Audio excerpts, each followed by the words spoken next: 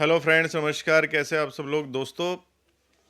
मुझे लगता है कि जो हमारी ट्रेड टॉक्स चल रही थी वो उनका डेवलपमेंट बहुत अच्छा नहीं है। इसी वजह से शेयर मार्केट कंटिन्यूस टूट रहा है और यूएस भी हमें इतना ज़्यादा बुली कर रहा है, हमें धमकाता रहता है। कभी मोदी जी की मिमिक्री करके दिखाता है, कभी वो ये कहते हैं कि आप रशिया से ऑयल मत खरीदो, कभी वो कहता है कि हम पे वो 500% टैरिफ लगा देंगे, मतलब एक्स्ट्रा टैरिफ और लगा देंगे। वेनेजुएला को कब्जा के ये कहते हैं कि देखो हमने उन्हें भी कब्जा लिया तो ऐसा हम किसी और कंट्री के साथ भी कर सकते हैं। तो इस तरीके से अगर यूएस करता रहेगा तो भाई ऐसे काम नहीं चलेगा। और इंडिया, मोदी जी ने बिल्कुल सही करा था। उसने 3-4 बार मोदी जी से कहा कि आप मुझसे सीधे बात करो, मैं आपसे ट्रेड टॉक्स मैं करूंगा और डील को क्लोज करेंगे। मोदी जी ने कहा कि नहीं, जो प्रोसेस है पहले आप हमारे कॉमर्स मिनिस्टर से बात करिए और पीयूष गोयल जी से, वही इन चीज़ों को देखेंगे। और एक हमारी शर्त है कि हमारे जो भी डेयरी प्रोडक्ट्स हैं और एग्रीकल्चर्स हैं, हम उसमें आपको एंट्री नहीं देंगे, क्योंकि हमारी पॉलिटिक्स यहाँ की बहुत मजबूत है।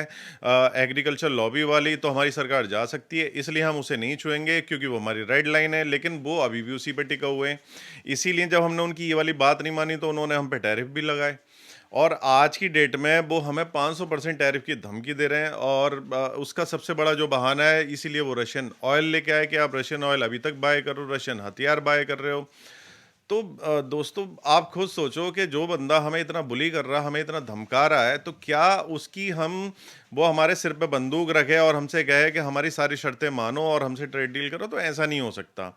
भारत एक संप्रभु देश है, हमारी भी अपनी मान्यता है और वर्ल्ड की सबसे बड़ी डेमोक्रेसी है।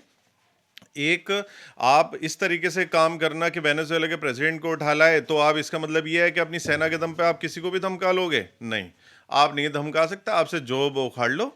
और हमने अपने नए रास्ते पकड़ लिए हैं। जो हम अमेरिका में नहीं बेचते तो हमने नए एक्सपोर्ट शुरू कर दिए हैं, गल्फ में, ईयू के अंदर और अन्य कंट्रीज के अंदर, अफ्रीका के अंदर। साथ ही साथ हमने हमारी यूएस से अगर ट्रेड डील नहीं हुई तो हमने ओमान से कर ली, हमने ब्रिटेन से कर ली, हमने ऑस्ट्रेलिया से कर ली, हमने न्यूजीलैंड से कर ली, और भी हमारी अभी जल्दी ईयू से हमारी ट्रेड डील होने वाली है।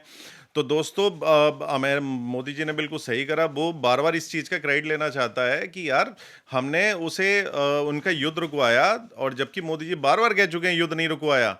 लेकिन वो चाहता था कि नोबेल पीस पुरस्कार मिल जाए, लेकिन नोबेल पीस पुरस्कार हम उसे कैसे लेने देते जब उसने युद्ध ही नहीं रुकवाया?